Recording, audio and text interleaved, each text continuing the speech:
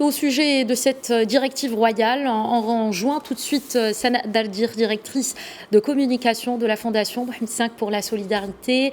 Bonsoir, merci d'être avec nous. Bonsoir. Que pouvez-vous d'abord nous dire sur ces projets réalisés par la Fondation Mohamed V pour la solidarité qui devraient démarrer leurs activités sur hautes instructions du roi Mohamed VI? Oui, effectivement, comme vous l'avez annoncé, comme l'information a été diffusée au niveau du communiqué de presse, Sa Majesté le roi Mohamed VI a donné ses instructions pour qu'un certain nombre de projets de centres qui ont été réalisés par la Fondation Mohamed V pour la solidarité en partenariat avec un certain nombre justement de partenaires puissent ouvrir leurs portes et commencer leur activité. Alors ces différents centres, ces 9 centres exactement, relèvent pour la plupart du domaine d'intervention de la santé. Donc nous avons 5 centres en fait qui sont liés justement à la prise en charge médicale et sociale, un centre de prise en charge sociale, 2 centres qui relèvent de la formation et de l'insertion économique et un centre qui a trait à la prise en charge socio-culturelle. Et alors évidemment, ces centres s'adressent aux catégories des populations qui sont visées par tous les domaines d'intervention et les différentes actions que mène la Fondation sur le terrain. Alors pour ce qui a trait au domaine de la santé, évidemment, nous nous adressons à la population générale, mais en particulier celles qui sont issues des milieux défavorisés ou bien des milieux où l'infrastructure publique sanitaire n'est pas très étoffée. Donc justement, dans sa façon de travailler, d'intervenir, la Fondation construit ou initie en tout cas ces projets pour renforcer cette infrastructure et pour faciliter en fait l'accès aux différentes prestations médicales.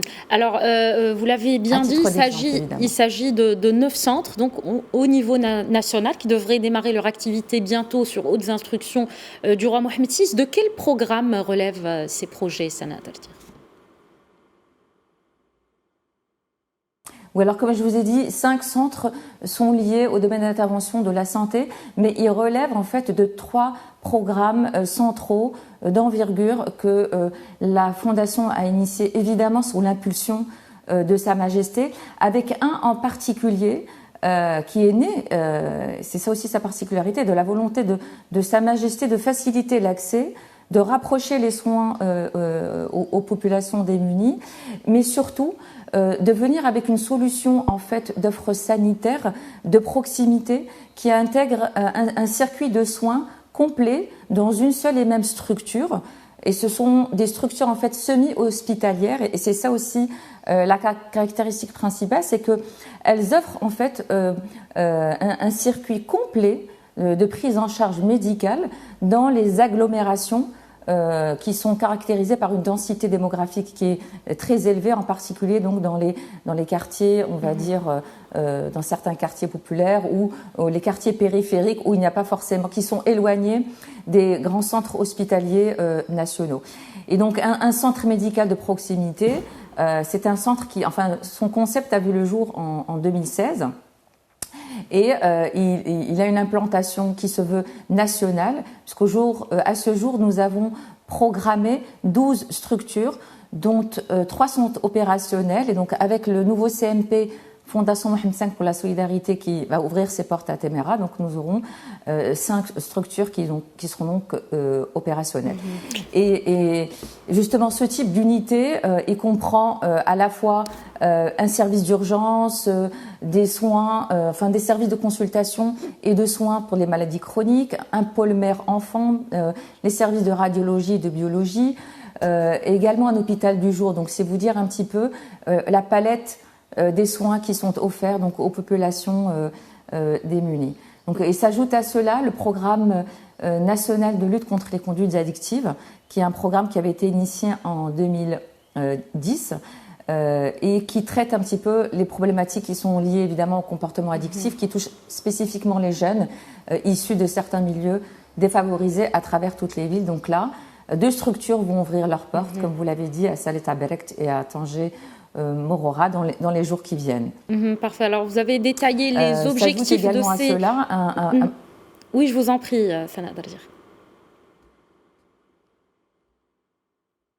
Oui, donc à cela s'ajoute un autre type de programme, mais qui s'inscrit dans un tout autre registre.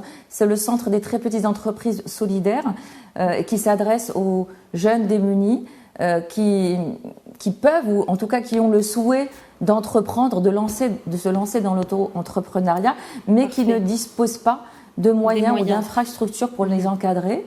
Donc voilà, ce centre-là va ouvrir ses portes prochainement. Parfait. Alors vous avez détaillé donc les objectifs de ces nouvelles structures, donc ils vont voir le jour bientôt, commencer leur activité. En tout cas, cette haute directive intervient quelques mois après l'ouverture en février, on le rappelle, d'une première vague de 11 nouveaux centres à travers le territoire national. Qui sont vos partenaires, c'est-à-dire les partenaires de la Fondation ?